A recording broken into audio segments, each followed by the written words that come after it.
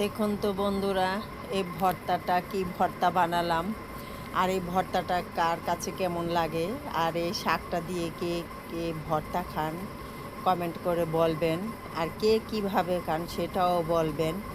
আর আমার হাজব্যান্ড আবারও নিয়ে আসছে যে এটা ভর্তা খাবে।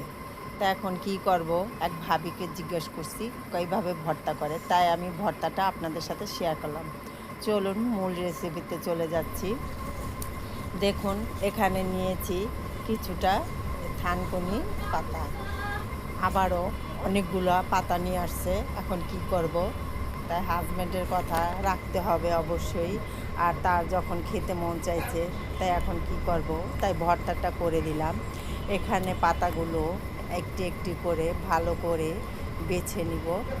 দেখুন কোনো ডাঁটা নেইনি, শুধু পাতার অংশগুলো এভাবে অনেকগুলো পাতাই নিয়ে নেব। দেখুন পাতাগুলো বাছা শেষ। এখন ভালো করে ধুয়ে পরিষ্কার করে নিতে হবে। আর অনেকটা পরিমাণে পাতা নিয়েছি। এখন একটা পাত্রে পানি দিয়ে ভালো করে 2 থেকে 3 বার 4 বার ধুতে হবে, যাতে কোনো ময়লা না থাকে। দেখুন পাতাটা ভালো করে পানি দিয়ে ধুয়ে নিচ্ছি। ধুয়ে একটু পানিটা ঝরিয়ে নিলাম। এখন এই পাতাগুলো কুচি কুচি করে কেটে নিব।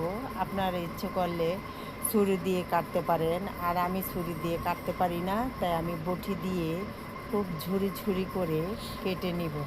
তাই একটা বটি নিয়েছি, আর পাতাগুলো অনেকগুলো পাতা একসাথে করে মুচড়ে নিয়ে এই যেভাবে ঝুরি ঝুরি করে কেটে নিই। দেখুন এভাবে একেবারে ঝুরি ঝুরি করে কেটে নিব। দেখুন পাতাগুলো সব কাটা হয়ে গেছে। এখন পাতাটি আমি ভর্তা করব কিভাবে। এখানে আমি একটা পাত্র নিয়েছি, এখানে দিয়ে দিব বেশ খানিকটা পরিমাণে পেঁয়াজ। পেঁয়াজের পরিমাণটা একটু বেশি দিলে ভালো হয়। দিয়ে দিলাম পেঁয়াজ, আর এখানে দিয়ে দিব শুকনো মরিচ। আর এই ভর্তাটা শুকনো মরিচ দিয়ে করলেই খুব ভালো লাগে। ঝাল কিন্তু আপনাদের পছন্দ অনুযায়ী। আমি এখানে 4টা শুকনো মরিচ নিয়েছি। লবণ, স্বাদ মতন লবণ দিয়ে দিলাম। এখন এটা ভালো করে মেখে নিব পেঁয়াজের সাথে। দেখুন মরিচটা ডলা হয়ে গেছে, গুঁড়ো করা। এখন পেঁয়াজের সাথে ভালো করে মিশিয়ে নিব, যাতে সব মিশে যায়। এখন আমি পাতাগুলো মানে শাকগুলো দিয়ে দিব, কারণ প্রথম দেখি কীরকম লাগে। সব শাকগুলো দিয়ে দিলাম। দেখুন শাকগুলো দিয়ে ভালো করে মথে নিলাম। তারপরে দিয়ে দিলাম সরিষার তেল।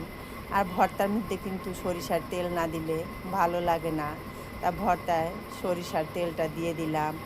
বন্ধুরা ভর্তাটা কেমন লাগলো, আমি কিন্তু পরবর্তীতে এইভাবে কখনো খাইনি, তাই খেয়ে নিলাম।